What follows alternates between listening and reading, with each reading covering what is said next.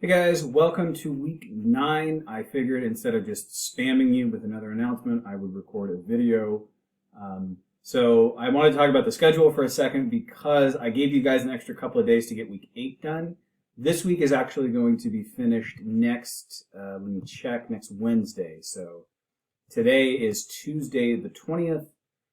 Everything from this week is due Wednesday the 28th, and the reason for that is because there's an exam on Thursday the 29th, and then you guys can just enjoy your Halloween weekend, be with your family, try not to get close to anybody, try to social distance the best that you can. If you do wind up doing something, please wear a mask, please make it outside. Anyway, I digress. So, week 9 is all about making sure that you understand what was happening in chapter 9, which we started last week, as well as understanding what's happening in chapter 10.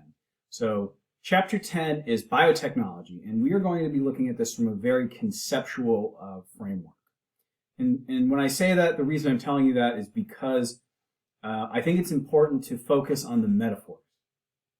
So I'm not going to ask you any very, very specific questions. I probably won't ask you where does a restriction enzyme cut or anything like that. So metaphors are important. For instance, I'm going to talk about PCR, and I might get into a few details about how PCR works, but one of the most important things is understanding that PCR is just a copy machine for DNA. And I won't start lecturing, but what I will say is focus on the metaphors. Biotechnology for this week, I would say use those metaphors, leverage those to the best of your ability. What else?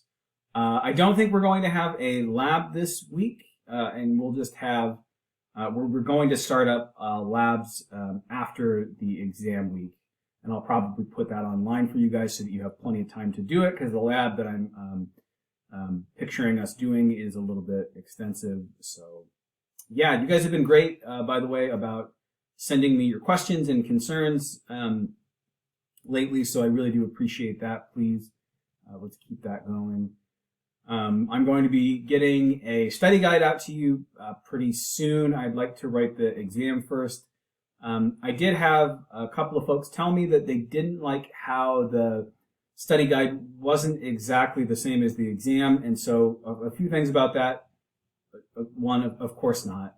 It's not supposed to be. I want you guys to learn all of this stuff, not just be able to take a test on it. Second, I'm going to try to do better on that. I'm going to try to make sure that everything is more or less relevant to the actual exam materials.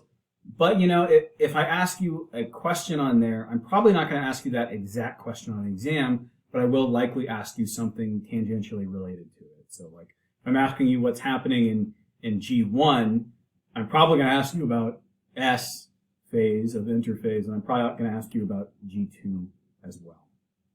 So, I'm gonna make sure that I'm trying my best to make that study guide as relevant as possible. When you get the study guide, make sure you're studying things that are connected to the questions as well, not just those specific questions. That's not really how I work. Exam 2 is next Thursday, October 29th. Week 9 material is due Wednesday, October 28th, and focus on the metaphors, and I'll see you guys online.